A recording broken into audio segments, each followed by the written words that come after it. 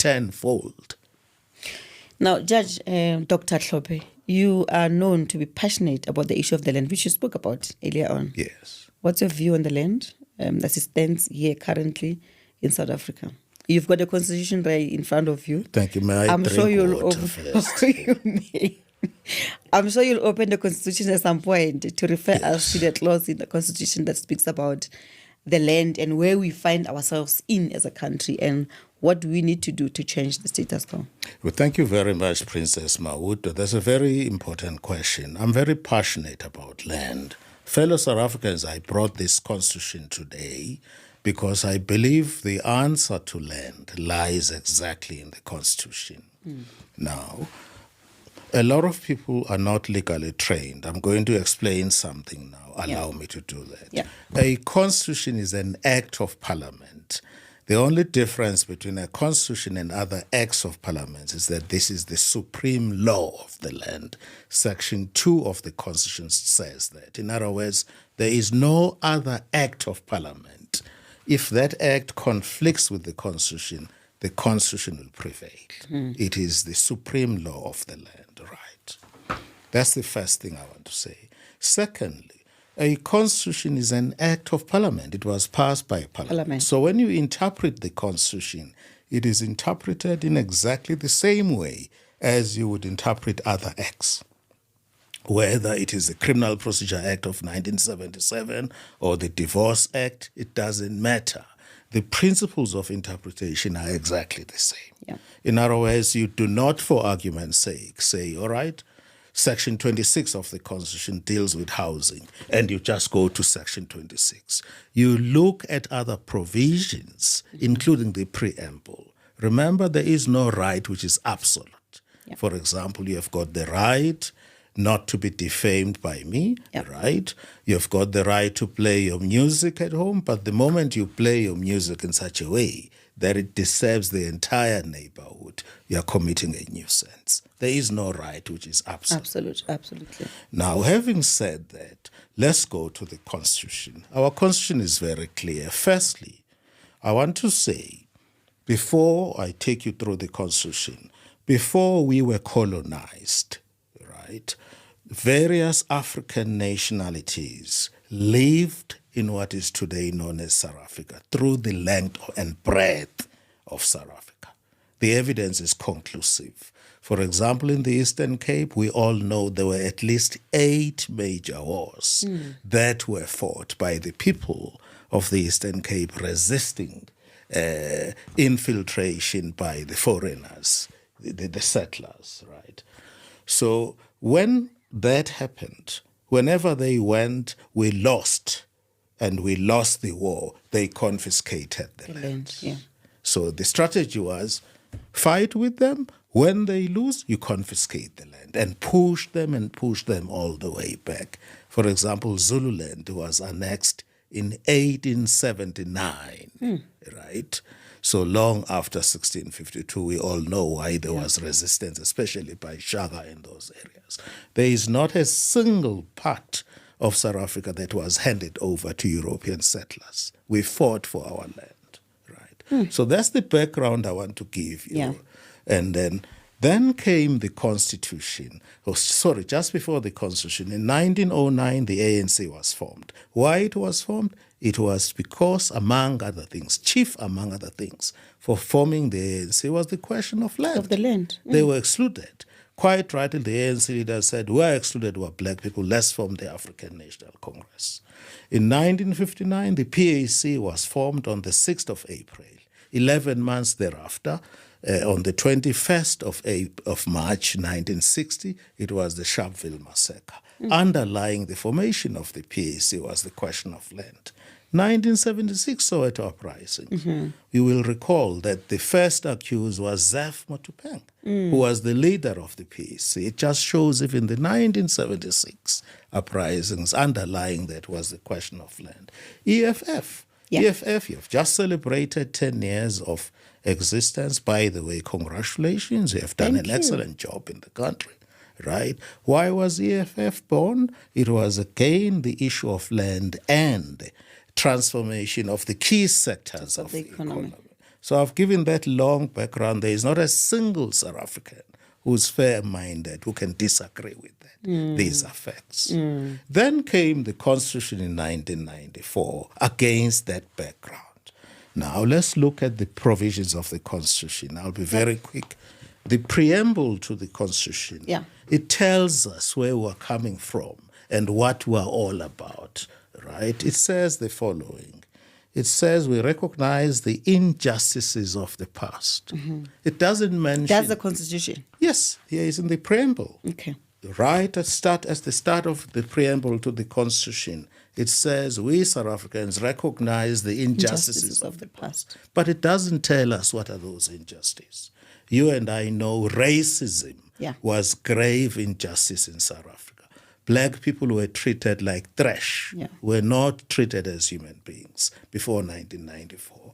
The second injustice was sexism. Women were and still are treated not quite the same as men. There is clear evidence, for example, that in certain areas of employment, women earn less than men. Right? That's discrimination, right? That's what you experienced back in the days. Yes, that's what we experienced back in the days, but there is evidence that there are certain employers or certain sectors in the economy, even today, which pay women less than men. That is undoubtedly another evil of the past, which existed, is still existing. Land. I've given you, with due respect, a detailed history of how it started. Land is not specifically mentioned in the preamble as one of these evils of the past. But I challenge anyone who says land is not an evil. What were we fighting about? Since the formation of the ANC in 1909, PAC in 1959, Soweto Uprising in 1976, EFF 10 years ago. What was the struggle about? It was not about tenders. It was not about living in posh areas. It was land. So the preamble to me is very clear, right? It guides us. It tells us, it gives us a sense of direction. This is where we're coming from. This is where we're going as a nation, right? Now, let us move. There are various sections as well in the preamble which speaks to social justice. I don't know how we can say we have social justice when there is no land, right? All of that is in the preamble. Now, I want to take the preamble and read it with Section 25 of the Constitution. Okay. I'm about to finish. Section 25 of the Constitution is very, very clear. It basically says there will no land will be expropriated from anybody except through an act of general application, and there must be payment of compensation.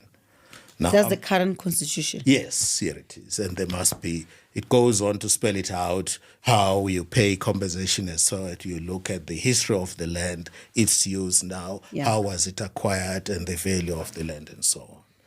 I'm going to identify at least 3 categories of property to you now, which are lying there, which can be the subject of expropriation without compensation immediately. If a person is committing a crime in South Africa, for example, I have guns, lots of them, I'm a hunter, right? If I take any of my guns and shoot and kill you, the gun will be confiscated immediately, pending the duration of the trial. Upon being convicted, I will forfeit that gun to the state. I will never get it again. Why is that not done in respect of the land? Section 300 of the Criminal Procedure Act provides that any property which is the proceed of crime may be forfeited. We have endless beatings of fellow African people on these farms. Some are killed, others are buried in shallow graves. There is not a single farm which has ever been confiscated. That falls squarely within the Constitution. It will be confiscated in the interest of the public. There is no need for compensation because you have committed a crime. Right. Doesn't happen? Don't ask me why. I'm not a prosecutor. Prosecutors, remember, are towing the line by and large. That's what Matwe said. That's number one. Prosecutors must assist. That's right. That's just the first thing. Yeah. The second, nobody can quarrel with that. That is the law. It is there. Such, in other words, if you are a Mr. Hlophe or Mr. X or Van der Merwe, whatever the name is, and you're abusing your workers or you're committing crime, that property can be confiscated without much ado. You don't deserve any compensation. I will give you a second category of property. When you look at Section 25, it gives you it gives indications of what are the things that we look at, the history of acquisition. I thought that's very exciting. Yeah. When, during the Second World War, when the Second World War ended, the colonels, those who were in charge in the army, were rewarded handsomely. They were given land, whereas our fathers were given bicycles and torches. If you are in KZN, not far from Moses Mabhida Stadium, where EFF will be launching the manifesto on the 10th of February. You just drive away, I would say, from Moses Mabhida Stadium, about 27 to 30 k's. There is a place near Balito. Okay. There is a place called Compensation. Oh. I asked myself last year, how did this name come? Clearly, they were compensating each other, right? That's the land. That will immediately tell you how that land was acquired. They went to the Second World War, came back, they were generals, they won, they took our land, they were compensating each other. Why can't we have that land back? They didn't buy it. Instead, black people were given bicycles and torches, were fooled. What an insult. That's land that is readily available, the so-called compensation. Nobody can argue with that. Because when you look at Section 25, the criteria that I have referred to is covered. It's covered already. And then the last category I will give you, there are farms here which are huge. They are owned by people who have never even seen them. They live in Europe. They come here once per annum or once every 3 years. They are not loyal to South Africa. These farms, when you go through them, some is 85,000 hectares, 65,000 hectares, over 100 hectares. There is no doubt that people have been buying farms in order to take the land and keep it away from those who legitimately use it. Now, we need a proper land audit in this country because there are so many farms which are not gainfully used, but they were all acquired through illicit means. And it doesn't help to say, I bought it from so-and-so. We can go back to history. Where did that so-and-so buy it? So it goes back to original conquest and theft. So the issue of land is very important. I know I'm very vociferous, and I'm not going to stop until there's been a fair distribution of land and all the resources. We all know in terms of the Land Act, 87% of arable land was given to the whites, and we only have 13%. So I am saying land is a very critical issue, and we need to have an everlasting solution, and it can only happen because we address the issue of land. And I'm very glad that one of the EFF comrades, Carl Niehaus, is the only white person who seriously talks about land, in my view. We need more such white people because we need to be frank and talk about it. We need each other. Afrikaners need us.